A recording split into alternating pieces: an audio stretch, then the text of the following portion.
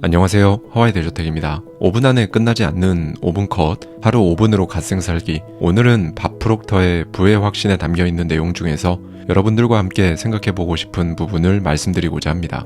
2주 전쯤이었던 것 같은데요. 50편이 넘는 5분 컷 영상을 만들면서 그동안 아껴두었던 저의 비장의 무기와 같은 책들이 조금 있다고 말씀드렸었습니다. 그리고 그 중에 한 권이었던 나폴레옹 힐의 생각하라 그리고 부자가 되어라를 소개해드렸었는데요. 오늘은 제 개인적으로 더 의미가 깊은 책과 그 저자를 여러분들과 함께 공유하고자 합니다. 바로 밥 프록터의 저서들인데요. 밥 프록터는 밥 프록터의 위대한 확언, 부의 확신, 밥 프록터 생각의 시크릿 등 많은 저서들이 있습니다. 사실은 지금까지 이 책들 전부 아껴 놓았었습니다. 그리고 그 중에서 오늘은 밥 프록터가 살아생전 사실상 마지막으로 집필한 책이자 우리나라에 번역본이 들어온 지 채 1년도 되지 않은 가장 최신 저서를 여러분들께 소개해드리고자 해요. 바로 부의 확신입니다. 제가 오랜만에 이렇게 저자와 책 자체에 대해 영상 시작과 함께 이런 말씀을 드리는 이유는 마인드셋, 그리고 생각의 중요성과 그 힘, 무엇보다 이게 얼마나 위력적인지에 대해 제가 이론적으로 사실상 제대로 접한 것이 바로 밥 프록터였기 때문입니다. 론다 번의 시크릿이라는 대표적인 책이 있고 밥 프록터 역시 나폴레옹 힐과 얼 나이팅게일, 네빌 고다드 등 그보다 앞선 시대를 살다간 위대한 자기계발학자들, 형이상학자들을 통해 배웠지만 정작 제 스스로 가장 많은 영향을 받았던 저자는 바로 밥 프록터였습니다. 저자의 책을 접하기 전 강연 영상을 통해 먼저 접했었고 오히려 저는 거꾸로 밥 프록터를 통해 나폴레옹 힐, 얼 나이팅게일, 네빌 고다드 등을 알게 되었어요. 그 전까지는 이렇게 이론적인 부분은 전혀 모르고 그냥 본능적으로 상상했었거든요. 당연히 그게 끌어당김의 법칙인지 뭔지 이런 것도 몰랐습니다. 확언, 시각화 이런 단어도 몰랐어요. 확언이라는 말 대신에 다짐한다라고 생각하면서 혼자 중얼거렸었고 시각화라는 말 대신에 그냥 상상을 했을 뿐이었습니다. 그렇게 한 지 어느덧 15년이 넘어가는 것 같아요. 그렇게 했던 이유는 제가 영상을 통해 몇 차례 말씀드리긴 했는데 할 수 있는 게 그것밖에 없었기 때문에 그저 절박한 마음에 그렇게 했었습니다. 상상하는 데는 돈이 들지 않으니까요. 여러분, 생각은 씹는 대로 자랍니다. 여러분의 잠재의식은 도덕관념이 없다는 거예요. 밥 프록터는 이를 두고 잠재의식은 땅과 같다고 표현합니다. 그 속에 무엇을 심든 전혀 상관하지 않는다는 거죠. 얼 나이팅게일의 표현에 따르면 우리는 땅에 옥수수를 심을 수도 있고 바로 옆에 독초를 심을 수도 있습니다. 옥수수든 독초든 둘 다 땅에서 아주 풍성하게 자라나겠죠. 우리 잠재의식도 정확히 똑같다는 겁니다. 그 속에 무엇을 심든 자라난다는 거예요. 땅이 그렇듯 잠재의식도 그저 받아들이고 키울 뿐 무엇이 좋고 나쁜지는 판단하지 않습니다. 그리고 잠재의식에 심어진 그 생각은 여러분의 행동으로 고스란히 드러난다고 밥 프록터는 말합니다. 여러분, 반복이 중요하다는 건 너무 지겹게 들어서 이제 정말 지겨우시죠? 저도 그렇습니다. 너무 당연한 말이니까요. 반복이 중요하다는 건 너무 당연한 말이라서 심지어 가끔은 저 역시도 진짜 지겹고 진부하게 느껴집니다. 그런데 생각해보면 저 역시 여러분들께 지겹도록 말씀드린 것들이 참 많더라고요. 특히 이 말씀을 참 많이 드린 것 같은데요. 지겹다는 건 너무 많이 들었다는 걸 의미하는 것이고 너무 많이 들었다는 건 그만큼 너무 중요하니까 그렇게 많이 들은 겁니다. 그래서 결국에는 저와 여러분이 지겹게 느끼는 지경까지 된 거죠. 뭐 결론은 미치도록 중요한데 미칠 것 같이 지겨운 것들 중 하나라는 겁니다. 이 반복이라는 거 말이죠. 그리고 결정적인 것 하나가 더 있습니다. 실제로 하기 어렵다는 거예요. 그래서 더 그렇게 여기저기에서 반복이 중요하다고 지겹도록 말을 하는 이유이기도 하고요. 많은 분들이 생각합니다. 어디에 살고 싶은지, 무엇을 하고 싶은지, 어떻게 살아가고 싶은지 생각하세요. 그런데 대부분은 보통 여기서 끝냅니다. 제가 상상으로 시각화를 하는 것에 대해서 많이 말씀드렸는데 여기에서 정말 중요한 포인트를 하나 말씀드리면요. 상상으로 여러분이 원하는 그 그림을 진짜 멋있게 그려냈어도 이 반복이 없이는 잠재의식에 각인되지 않습니다. 밥 프록터도 이 부분에 대해서 정확히 이렇게 말해줍니다. 오직 반복을 통해서만 그림에 담긴 생각을 잠재의식 속에 심을 수 있다고 말이죠. 그래서 우리가 생각을 말하고 100번씩 100일간 쓰고 시간 날 때마다 명상하는 시간을 통해서 상상을 반복해야 하는 겁니다. 예전 트위터에서 저의 오래된 특친님 중 한 분인 제이슨님께서 이런 말씀을 하셨어요.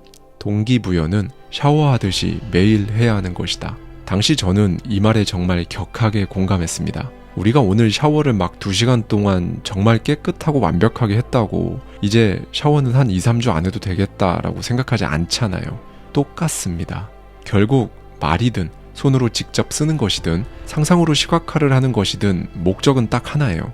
우리 잠재의식에 각인시키는 것. 제가 좋아하는 표현으로 다시 말씀드리면 우리 잠재의식에 새로운 소프트웨어를 까는 것, 이걸 하기 위해서입니다. 밥 프록터는 작년 2월에 세상을 떠났습니다. 1934년생이었던 밥 프록터는 80대 후반의 나이에도 매일 단 하루도 빠짐없이 했던 것이 있었어요. 매일 아침 자신이 원하는 9개의 문장을 쓰고 소리내어 말하며 녹음을 하는 것을 3번씩 반복했습니다. 그리고 자신의 동업자에게 그 녹음한 파일을 보내면 동업자 역시 똑같이 해서 다시 보내왔다고 해요. 이런 반복과 공유를 통해 서로가 함께 공유하는 꿈을 강화해 나갔다고 합니다. 밥 프록터는 큰 부를 이루었고 수십 년에 걸쳐 생각이 현실화되어 눈앞에 펼쳐지는 경험을 해왔던, 심지어 얼 나이팅게일의 회사에서 9년이나 함께 일했던 그런 사람인데도 불구하고 80대 후반의 나이까지 매일 이렇게 했다는 거예요. 사실 많은 분들이 몇 주 해보고 길게는 몇 달 정도 해보다가 안 좋은 일이 일어나거나 그렇게 생각했던 거와는 정반대의 상황이 펼쳐지면 정말로 많은 분들이 그냥 접습니다. 셀프 철수를 막 하세요. 저는 그 부분이 항상 안타까웠습니다. 스스로는 오래 한 것 같은 기분이 들죠. 몇 주 혹은 몇 달 정도 그래도 꾸준히 했으면 이 정도면 할 만큼 했는데 라는 생각이 드는 건 사실 이해는 갑니다. 그런데 아까도 말씀드렸듯이 몇 주, 몇 달, 매일 하루도 안 빠지고 샤워했다고 할 만큼 했다. 이제 그만해야지. 라고 생각하지 않으시는 것처럼 원하는 생각을 반복하는 것도 똑같다고 생각해 보시기를 저는 정말 권해드립니다. 밥 프록터는 이에 대해 이렇게 말을 합니다. 당신이 아프리카 한가운데에 있든지 시카고 한복판에 있든지 어디에 있든 상관없이 모두에게 똑같이 적용되는 법칙 중에 법칙이 있다. 당신이 원하는 생각을 지속, 반복적으로 잠재의식 속에 깊숙이 새겨 넣으면 이 생각은 법칙에 따라 반드시 당신을 통해 드러나게 되어 있다. 원하는 생각을 지속적으로 의식을 통해 반복적으로 잠재의식에 새기는 사이에 당신은 그전까지는 하지 않던 행동을 할 수밖에 없고 그 행동은 반드시 다른 결과로 나타날 수밖에 없다. 라고 말이죠. 지금까지 여러분께 이 지긋지긋한 반복에 대해서 말씀을 드렸는데요. 오늘은 한 가지만 더 말씀드리고자 합니다. 제가 네빌 고다드의 책 역시 영상을 통해 소개해드린 바 있었는데요. 제가 아니라 밥 프록터가 직접 소개해주는 네빌 고다드의 시각화 방법을 말씀드리겠습니다. 여러분의 잠재의식을 바꾸기 위해 명상을 하시거나 명상까지는 아니더라도 조용한 곳에서 원하는 것을 상상으로 시각화하실 때 가장 중요한 건 상상 속에서 이미 그것을 이룬, 이미 그것을 가지고 있는 여러분 스스로의 그 벅찬 감정을 느끼는 것이 가장 중요하다고 말씀드렸었죠. 네빌 고다드는 이걸 결정적 상상이라고 불렀는데요. 사실 어렵습니다. 무슨 말인지 확 와닿지 않기도 하고요. 그런데 밥 프록터가 이걸 굉장히 이해하기 쉽게 설명해 줍니다. 바로 이루어졌다고 생각하는 것이 모든 기적의 시작이라는 의미라는 거예요. 목표를 향해 노력하는 것이 아니라 상상으로 시각화를 할 때 마음속에서 이미 이루어졌다고 생각한 자신의 모습에 감정이입을 하는 겁니다. 그리고 밥 프록터는 이것이 육체적인 차원으로 넘어가는 것은 시간 문제라고 합니다.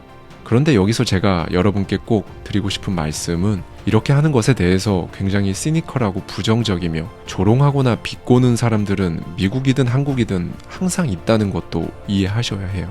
그냥 그러던가 말던가 하시는 것이 좋습니다. 오죽하면 밥 프록터는 자신의 저서에 이렇게 남겼습니다. 때론 주변 사람들이 미쳤다고 말할지 모르지만 그래도 괜찮다. 그들은 우리가 무엇을 하든 그렇게 생각할 것이다. 그들은 모른다. 자신이 모른다는 사실조차 모른다. 우리는 앞으로 나아가고 있고 자신은 그렇지 못하기 때문에 우리가 미쳤다고 생각한다. 심지어 우리가 실수하고 있다고 생각할지도 모른다.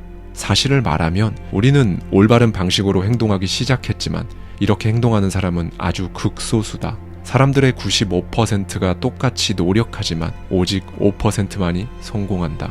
한 독일 여성은 나 역시 알고는 있었지만 한 번도 누군가에게서 들어본 적 없던 것을 말해주었다. 모든 성공은 5%의 전략과 95%의 마인드셋이에요. 옳은 말이다. 우리는 프로그래밍된 그대로 살아왔고 외부에서 주어지는 환경과 조건에 따르는 방식으로 살아왔다 라고 말이죠. 그냥 제 얘긴데요. 지금 제가 이 말씀을 드리면 정말 많은 분들이 나랑 똑같은데? 라고 생각하실 겁니다. 왜냐하면 실제로 제가 이 얘기를 하면 나랑 똑같네? 라는 반응을 정말 수백 번도 더 들었기 때문인데요. 저는 어렸을 때부터 나중에 크면 당연히 직장에 다녀야 되는 줄 알았어요. 왜냐하면 사업을 하면 망하는 건 한순간이고 주식은 패가 망신의 지름길이며 투자도 함부로 하는 거 아니다. 매달 월급 꼬박꼬박 나오는 직장 있는 게 최고다 라는 말을 제가 기억하지도 못하는 어린 시절부터 들었던 것 같아요. 그리고 정말로 당연히 그렇게 생각했고 실제로 30대 초반까지도 딱 그렇게 살았습니다. 프로그래밍 되어 있는 대로 정확히 살았던 거예요. 그런데 정작 제가 자산을 늘리고 파이어를 하고 스트레스 받아가며 출근하기 싫다, 퇴근하고 싶다 라는 말을 입에 달고 살지 않아도 되는 삶을 원 없이 살고 있게 된 건 전부 그 반대로 하니까 그렇게 되었습니다. 그리고 그렇게 하기까지는 네빌 고다드와 밥 프록터가 말한 것처럼 스스로 생각했어요. 상상했습니다. 상상하는 게 저는 진짜 좋았어요. 왜냐하면 제한이 없거든요. 제 상상 속에서는 저는 뭐든 다 할 수 있었거든요. 약간 공상이라는 단어와 더 가깝기도 했던 것 같습니다. 그 안에서 저는 진짜 슈퍼 히어로가 아니라 울트라 히어로였죠. 그리고 그렇게 생각하면 당연히 기분이 좋잖아요. 그렇게 그냥 기분 좋아하고 그랬습니다.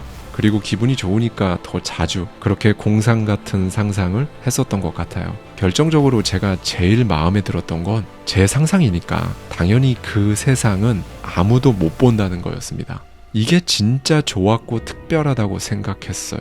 가만히 한번 생각해 보세요, 여러분. 정말 이 세상에서 아무도 못 보고 나만 볼 수 있는 게 생각해보면 없어요. 정말 죽어도 못 들어가는 세계 최고 수준 보안시설을 예로 들어볼까요? CIA, FBI, 각국의 핵시설, 정작 거기서 일하는 직원들 엄청 많습니다. 혼자만 볼 수 있는 게 아니죠. 외계인이나 UFO 관련해서 정말 미친 수준의 기밀을 유지한다는 51구역. 그런데 거기도 그 안에서 일하는 사람들 많습니다. 얼굴 인식과 지문 인식으로 여러분만 볼 수 있는 스마트폰? 해킹이란 걸 당할 수 있다는 건 누구나 다 아시죠. 그런데 상상이라는 저의 세계는 해킹도 불가능하고 훔칠 수도 없고 접근 권한이 있는 소수의 제한된 인원 같은 것도 없습니다.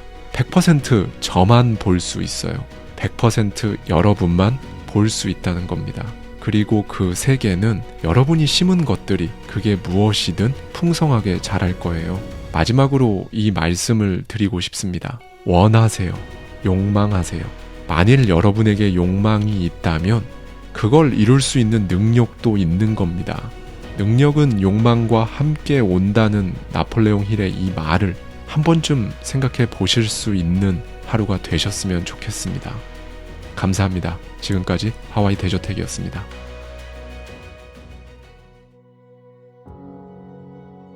오늘은 팀 그로버의 멘탈리티에 담겨있는 내용 중에서 여러분들과 함께 생각해보고 싶은 부분을 말씀드리고자 합니다.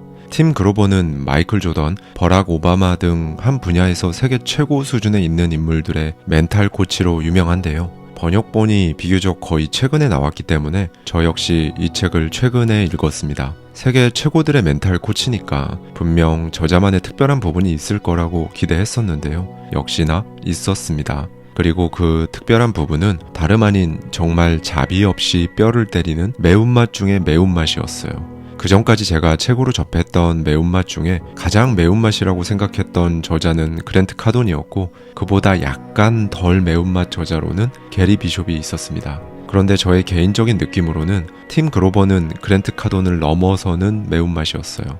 저는 매운 음식을 못 먹어서 그 유명한 불닭볶음면이 무슨 맛인지 모릅니다. 궁금하긴 한데요. 그런데 그 불닭볶음면 라인업 중에서도 가장 매운맛이 있다고 하더라고요. 굳이 비유하자면 이 책의 저자가 아마 그 정도의 매운맛이 아닐까라는 생각이 들었습니다. 사실 이렇게 매운맛 책들은 저와는 결이 살짝 달라서 그런지 읽는 동안 제 개인적으로는 약간 불편하긴 합니다. 그런데 그랜트 카돈의 책도 그렇고 이 책도 마찬가지고 확실히 뇌리에 강하게 기억되는 효과는 있어요. 그리고 너무 세고 강하게 몰아붙이는 느낌도 있어서 전반적인 가치관은 저와는 장르가 조금 다르지만 그 내용들 중에서도 저에게 분명 도움이 되는 부분들은 항상 있었습니다. 그리고 오늘은 바로 그 부분들에 대한 저의 생각을 여러분들과 공유하고자 해요. 세상에는 정말 엄청난 재능을 타고났지만 아무 데서도 성공하지 못한 사람들이 정말 많습니다. 저자는 그런 사람들의 공통된 특징이 있다고 하는데요. 어떤 영역에서든 두각을 보이다가 일이 잘 풀리지 않는다 싶으면 이내 다른 사람들을 탓한다는 겁니다. 왜냐하면 자신의 재능은 부족함이 없다고 믿기 때문이죠. 그런데 정말 그럴까요? 사실 진짜 문제는 자신이 탓하고 있는 그 사람들이 아니라 부족함이 없는 정도의 재능을 지니고 있다고 믿고 있는 자기 자신일 겁니다. 이 부분에 대한 저자의 생각을 잠시 들어보시죠.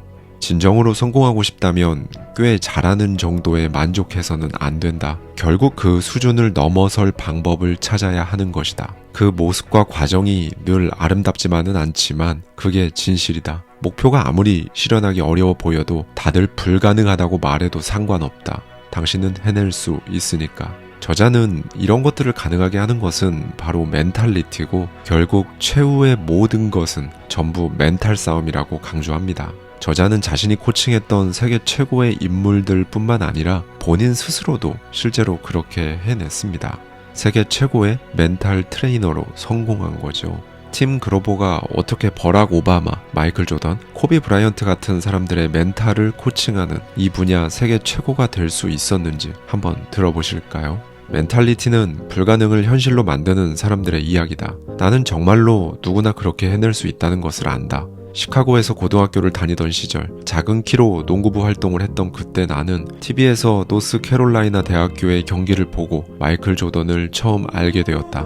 당시 신입생으로 깡마른 체구였던 그는 내가 농구장에서 한 번도 보지 못한 동작들을 자유자재로 구사했다. 나는 마이클에 관해 아무것도 몰랐지만 언젠가는 슈퍼스타가 될 선수라고 직감했다. 몇 년 뒤 나는 대학에서 운동과학 석사 과정을 마치고 시카고의 한 헬스클럽에서 트레이너로 일했다. 마이클은 NBA 시카고 불스의 슈퍼스타가 되어 있었다. 나는 불스에 수차례 연락했다. 누구라도 좋으니 불스 선수와 같이 일할 기회만 달라는 심정이었다. 마이클 조던을 제외한 모든 선수에게 직접 편지도 썼다. 그가 전담 트레이너를 원했다면 이미 누군가가 있을 테고 또 이제 막 일을 시작한 나 같은 사람을 고를 리 없다는 생각 때문이었다. 내 연락에 반응을 보인 사람은 아무도 없었다. 아쉬웠지만 그래도 그런 시도를 해봤다는 것을 후회하지 않는다. 그리고 나는 세계 최고의 선수들을 코칭하는 최고의 트레이너가 되지는 못했지만 이곳 시카고에서 여전히 매일매일 열심히 일하며 나름 시카고에서 유명한 헬스클럽에서 트레이너로 잘 살아가고 있다. 뭔가 이상하시죠, 여러분? 뒷부분은 그냥 제가 마침표를 찍어봤습니다. 우리가 잘 아는 셀프 종료, 셀프 퇴장, 그러니까 팀 그로버가 저 당시 포기를 했다면 벌어졌을 수 있는 상황을 한번 가정해봤습니다. 그랬다면 오늘 영상은 팀 그로버가 아닌 다른 저자의 이야기가 대신하고 있었을 거예요. 이제 다시 시점을 돌려서 저 당시로 다시 돌아가 보겠습니다. 내 연락에 반응을 보인 사람은 아무도 없었다. 그러다가 1989년에 작은 신문 기사를 하나 발견했다. 그의 NBA의 거의 모든 팀들이 죄다 힘으로 밀어붙이는데 마이클 조던이 크게 염증을 느낀다는 내용이었다. 나는 한 번 더 불스와 접촉하여 팀 닥터와 팀 수석 트레이너를 만났다. 내 나름대로 설득해 본다고 애썼지만 과연 그들이 구단 최고 슈퍼스타에게 프로 선수를 단 한 번도 맡아본 적 없는 무명 트레이너와 함께 일해보라고 권할 가능성은 얼마쯤 되었을까? 0%. 다들 그렇게 말했다. 포기하라고. 불가능한 일이라고. 며칠 뒤 교회에 위치한 구단 훈련시설에서 한 번 더 보자는 연락이 왔다. 나는 또 면접을 보겠거니 생각했다. 거기서 마이클 조던의 집까지 가서 그와 직접 이야기를 나눌 줄은 꿈에도 생각지 못했다. 나는 마이클과 1시간 동안 대화하면서 모든 계획을 밝혔다. 어떤 식으로 부상을 최소화하며 서서히 근력을 키울지, 몸이 변화하면 슛에는 어떤 영향을 미치는지, 최고의 기량을 발휘하도록 신체 균형을 유지하고 또 가능하다면 선수 생활까지 연장할 수 있는 방안은 어떤 것이 있는지 설명했다. 마이클 조던은 내 말을 끝까지 유심히 듣고서 마침내 입을 뗐다. 그렇게 될 리가 없어요. 너무 이상적이잖아요. 말이 안 됩니다. 마이클 조던은 나에게 30일이라는 기한을 줬다. 그 뒤로 나는 그와 15년을 함께했다. 우리는 서로 많은 것을 배웠다. 세상에 마이클 조던 같은 선수는 또 없었던 탓에 우리는 아직 알려진 해법이 없는 문제들과 자주 맞닥뜨렸다. 배우고 실수하고 우리가 저지른 실수에서 또 배우고 그야말로 배움의 연속이었다. 네, 여러분, 이게 실제 팀 그로버의 스토리입니다. 이 이야기에는 제가 여러분들과 나누고 싶은 정말 중요한 몇 가지 포인트들이 있는데요. 첫 번째는 누군가가 해내기 전까지는 원래 세상 모든 것은 불가능한 일이라는 겁니다. 프로선수 지망생, 대학 농구부 선수, NBA의 하부리그 선수들조차 단 한 번도 코칭해 본 적 없는 석사과정을 마친 지 얼마 되지도 않는 정말 100% 무명 트레이너가 NBA를 넘어 전 세계의 슈퍼스타인 마이클 조던의 피지컬과 멘탈을 전담하는 코치가 될 줄은, 그것도 1년 5개월이 아니라 심지어 15년간 그렇게 되었다는 이 스토리는 조금 전 제가 자체적으로 마침표를 찍었던 첫 번째 스토리에 비해 엄청나게 현실성이 떨어지는 이야기입니다. 그렇죠? 저는 이 부분이 정말 중요하다고 생각합니다. 보통 현실적이다, 가능하다라고 하는 것들은 사실 비관적인 관점인 거예요. 이런 게 발생하면 안 되고 이런저런 안 될 가능성들을 다 감안해도 이 정도면 어쨌든 될 것 같긴 하다, 현실적으로 가능할 것 같네 라는 말로 저는 들립니다. 여러분은 어떠신가요? 3달 안에 3kg 다이어트 하는 건 현실적으로 가능하겠죠. 큰 시험이니까 5, 6년 잡고 준비하면 합격하는 건 현실적으로 가능할 것 같습니다. 10억을 만드는 것이 목표인데 내가 앞으로 20년 안에 10억 번다. 마찬가지로 20년 정도면 현실적으로 가능할 것도 같아요. 그런데 여기에서 지금 말씀드린 이런 것들을 여러분이 이뤄냈다고 생각해 보시는 게 중요합니다. 설레시나요? 아마 그다지 설레지 않으실 겁니다. 반면에 3달 안에 15kg을 빼고 큰 시험을 2년 안에 합격하고 3년 안에 10억을 넘게 번 여러분의 모습은 어떠신가요? 이쪽이 훨씬 설렐 겁니다. 그리고 당연히 엄청나게 많은 사람들은 여러분에게 현실적으로 불가능하다는 말을 해줄 거예요. 여기서 다시 한번 말씀드리겠습니다. 원래 누군가가 해내기 전까지는 세상 모든 것은 불가능한 일이었어요. 이 부분은 여러분께서도 한 번쯤 생각해 보셨으면 좋겠습니다. 두 번째는 저자가 한 번 더 시도했었다는 점입니다. 시카고 불스의 모든 선수들에게 일일이 손편지까지 써가며 제안을 했지만 모두에게 철저하게 거절당했었죠. 만약 여기서 한 번 더 컨택하지 않았다면 저자는 시카고의 꽤 괜찮은 헬스클럽에서 나쁘지 않은 연봉을 받는 나쁘지 않은 트레이너가 되었을 수도 있습니다. 대신 팀 그로버라는 이름은 아무도 몰랐겠죠. 세 번째는 저자가 회상한 것처럼 마이클 조던 같은 선수는 또 없었던 탓에 한 번도 본 적 없었던 문제들을 마주쳤지만 실수하고 배우면서 계속 레벨업을 해 나아갔다는 것입니다.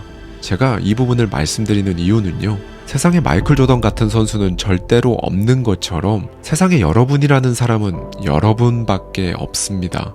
세상에 저라는 사람도 저밖에 없어요. 같은 부모님에게서 태어난 이 세상의 모든 형제 자매들은 모두 다르고 심지어 일란성 쌍둥이도 서로 다른 사람입니다.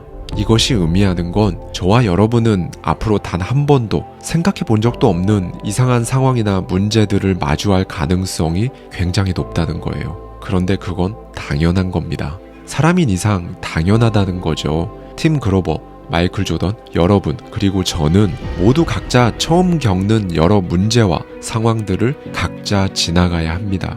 당연하니까 실수하며 배우면서 계속 레벨업을 해 나아가는 과정이라고 생각해야 한다는 거예요. 버틴다라고 생각하시면 몸과 마음이 상하면서 정작 버틸 수가 없을 겁니다.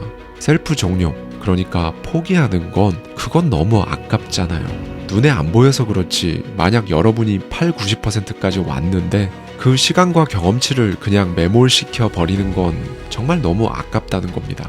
오늘은 이걸 꼭 기억해 주셨으면 좋겠습니다.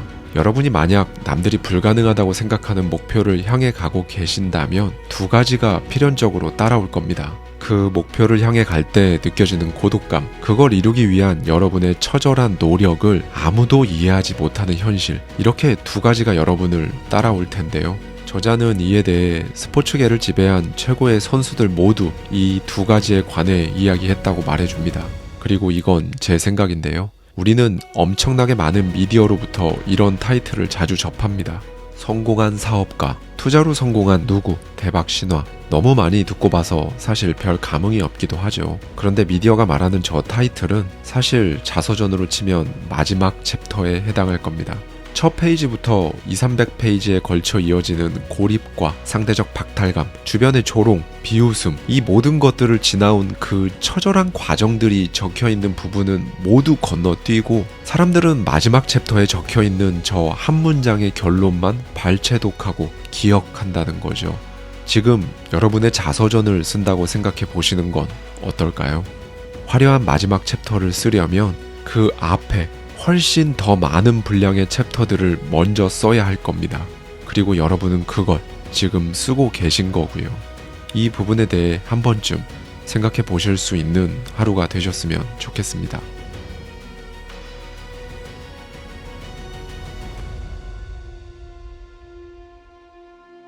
오늘은 조윤재님의 하루 한 장 고전 수업에 담겨있는 내용 중에서 여러분들과 함께 생각해 보고 싶은 부분을 말씀드리고자 합니다. 여러분, 저는 사실 고전을 굉장히 선호합니다. 그 이유는 짧게는 수백 년, 길게는 수천 년 동안 한 세대, 그 다음 세대, 이제는 그 다음 세기의 사람들에게 전해지면서 우리 인간 수명이라는 짧은 시간을 넘어서 계속 살아있는 깨달음을 우리에게 주기 때문이 아닐까 생각해요. 제가 그동안 소개해드렸던 네빌 고다드, 나폴레옹 힐, 데일 카네기 등의 저서들도 굉장히 짧은 호흡에서 본다면 고전이라고 할 수 있을 텐데요. 오늘은 우리나라를 비롯한 동양의 고전 속 인사이트를 가져와서 여러분들과 함께 이야기해보고자 합니다. 먼저 한계라는 것에 대한 생각을 말씀드리고자 해요. 이 한계라는 걸 파괴할 수 있는 게 딱 한 가지 있습니다. 바로 꿈인데요. 장자는 우물한 개구리에게 바다를 말해줄 수 없는 것은 공간의 제약을 받기 때문이다 라고 했습니다. 우물한 개구리에게는 바다를 설명할 수 없습니다. 우리 인간에게 4차원, 그러니까 공간이라는 3차원에 시간의 축이 더해진 4차원의 시공간에 대해 설명해도 우리는 4차원을 이루고 있는 시간의 축을 이해할 수 없죠. 그래서 결국 우리는 시간이 흘러간다라는 나름의 개념으로 이해하며 살고 있습니다. 마찬가지로 우물한 개구리에게 바다를 설명할 수 없는 이유는 우물이라는 공간의 한계에 갇혀 있기 때문에 바다라는 것에 대해서 아무리 설명해봤자 이해할 수가 없는 거예요. 마찬가지로 여름에만 살다 죽는 곤충에게는 얼음이 무엇인지 알려줄 수가 없습니다. 시간의 제약이 있기 때문이죠. 믿고 싶어 하지 않는 사람에게 잠재력과 잠재의식에 대해 말해줄 수도 없습니다. 자신의 신념 체계라는 한계에 갇혀 있기 때문이죠. 제가 개인적으로 굉장히 아끼는 후배가 있었어요. 실제로 그 후배에게 저는 잠재력과 잠재의식에 대해서, 스스로의 가치에 대해서, 그리고 끌어당김의 법칙을 비롯한 마인드셋에 대해서 정말 많이 이야기해 주었습니다. 그런데 결론은 그 후배에게는 그저 꽤 지루한 설명을 듣는 시간이었던 것 같았어요. 미안하기도 하면서 그때 전 깨달았죠. 예를 들어 제가 이야기하는 것들이 초록색 세상에 관한 것이라면 일단은 저와 상대방이 모두 초록색 안경을 쓰고 있어야 대화가 될 수 있습니다. 그런데 안타깝지만 그 후배는 현재 본인이 처한 상황이나 가치관, 인생관에 대해 보라색 안경을 쓰고 있었어요. 그런데 제가 초록색 세상에 관해 이야기를 하니까 그 친구에게는 처음에는 호기심을 보이다가도 이내 그냥 다른 세상 이야기, 그래도 선배가 얘기해 주는데 조금 힘들지만 잘 들어줘야겠다. 세상은 보라색인데 초록 세상이라니. 뭐 그렇게 생각하는 사람도 있겠지 정도의 느낌 정도로만 체감되었을 겁니다. 고전에서 말해주는 한계에 대해, 그리고 그것에 대한 저의 생각을 말씀드렸는데요. 그럼 이 한계를 넘어서는 것, 그러니까 리밋이 걸려있는 여러분 잠재의식 속 소프트웨어를 갈아 끼우려면 어떻게 해야 할까요? 논어에서 해답을 찾아보고자 합니다. 논어에서는 타고난 본성은 모두 비슷하지만 습관이 차이를 만든다라고 하는데요. 그러니까 잠재의식을 바꾸기 위해서는 반복을 통해 그걸 습관으로 만들고 그 습관으로 결국 잠재의식을 자연스럽게 바꿀 수 있다는 겁니다. 사람들은 흔히 천성이 좋지 않게 태어나서 혹은 내 사주가 별로라서 라는 말로 자신의 부족함을 본성의 탓, 환경의 탓으로 돌립니다. 심지어는 하늘을 원망하기도 하죠. 자신이 잘 안 된 것은 본인 때문이 아니라 하늘이 도와주지 않아서라는 생각이 바탕에 깔려 있는 겁니다. 세계적인 동기부여가 오그 만디노는 사람은 습관의 노예다. 이왕이면 좋은 습관의 노예가 되어라 라고 말했어요. 영국의 시인 존 드라이드는 처음에는 자신이 습관을 만든다, 나중에는 습관이 자신을 만든다 라고 말하기도 했고요. 아리스토텔레스 역시 같은 말을 했습니다. 습관은 제2의 본성이다 라고 말이죠. 습관이라는 건 여러분이 특별히 신경 쓰거나 특별히 에너지를 쏟지 않고도 그냥 자연스럽게 되는 것이 습관입니다. 자연스럽게 된다는 말은 그냥 쉽게 된다는 말이고요. 커리어, 공부, 건강관리, 개인적인 도전 등 사실 삶의 모든 영역에서 이 습관은 그냥 쉽게 할 수 있도록 여러분을 도와줄 겁니다. 그런데 이렇게 습관을 만든다는 거, 이건 사실 이렇게 말씀드리는 건 쉽지만 정말 쉽지 않은 겁니다. 여러분은 잠재의식에 세팅된 대로 20년, 30년, 40년 넘게 그렇게 기존의 습관으로 살아왔는데 그걸 바꾼다는 건 여러분이 어느 정도 어렵겠다라고 생각하시는 것보다 무조건 더 그 이상 어렵다고 보시면 돼요. 그런데 결국 그 불편의 다리를 건너야 합니다. 그 힘든 과정을 지나가야만 한다는 걸 알고 시작하면 그래도 모른 채 무턱대고 달려드는 것보다는 훨씬 낫다고 저는 봅니다. 그 힘든 시기를 견디는 방법에 대해 고전에서는 어떤 가르침을 줄까요?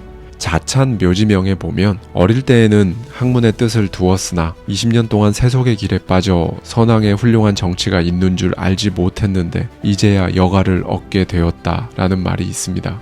이 글은 다산이 자신의 묘지에 직접 쓴 글인데요. 놀랍게도 이 글은 다산이 성공의 정점에 있다가 귀향을 떠나면서 느꼈던 자신의 심경을 밝힌 것입니다. 당연히 권력의 정점에서 추락해 귀향길에 오른 일이 즐겁지 않았겠죠. 그런데 다산은 바로 이때 그동안 잊고 있었던 자신의 정체성을 찾았습니다. 어릴 때부터 배우는 것을 유독 좋아했고 학문의 뜻을 두었지만 나라를 다스리는 일에 빠져 잊고 살았던 것, 그러니까 자신이 가장 좋아하고 항상 하고 싶어 했던 그것에 대해 다시 한번 깨달은 거죠. 다산은 이렇게 귀향을 떠나는 이 시간을 자신이 잊고 살았던 소명을 이루는 여가라고 생각했습니다. 그리고 위대한 문화유산인 여유당전서를 남길 수 있었죠. 결국 맞닥뜨린 상황 그 자체가 아니라 그 상황을 마주하는 마음가짐이 중요하다는 것을 다산을 통해 우리는 정확히 알 수 있습니다. 오히려 이렇게 고립된 시기에 우리는 정말 크게 레벨업할 수 있어요. 제가 예전 영상에서도 말씀드렸던 것처럼 고립된 시간, 황무지를 건너는 그 시간이 여러분의 정신적 다이너마이트를 만들어내는 인생 찬스가 된다는 걸 잊지 않으셨으면 좋겠습니다. 마지막으로 책은담의 지혜를 빌려와 여러분들께 꼭 말씀드리고 싶은 부분이 있어요. 책은담은 동양의 탈무드라고 불리기도 하는데요. 여기에 이런 말이 나옵니다. 오래 엎드린 새는 반드시 높이 날고 먼저 핀 꽃은 홀로 먼저 시든다. 그러니까 힘을 응축하면 더 멀리 도약할 수 있다는 말이에요. 방금 말씀드렸던 그 고립의 시간이 얼마나 중요한지 다시 한번 알 수 있습니다. 보통 흔한 말로 대기만성이라고들 하죠. 그런데 너무 흔한 표현이 되어버려서 와닿지가 않습니다. 그리고 다른 사람에게는 쉽게 쓰는 표현인데 정작 우리 스스로는 이 고립의 시간, 인고의 기간을 견뎌낸다는 건 너무 힘들죠. 빨리 이루고 싶어 조급해하기도 하고요. 이에 대해 고전에서는 자연의 이치도 정확히 똑같다고 말해줍니다. 움츠려서 잘 날지 못할 것 같은 새가 한번 날기 시작하면 놀라울 정도로 높이 날아가죠. 움츠린 상태로 비축한 힘이 발휘되기 때문입니다. 같은 원리지만 반대로 나타나는 경우도 있어요. 남보다 앞서서 아름다움을 뽐내던 꽃은 남들이 만개할 때가 되면 혼자 시들고 맙니다. 우리는 성공에 목마릅니다. 그렇죠. 그런데 조급해하거나 성급하게 앞서 나가는 대신에 철저하게 준비하면서 지금 이 타이밍이다 라고 느껴지는 순간 과감하게 뛰어 올라 보는 건 어떨까요?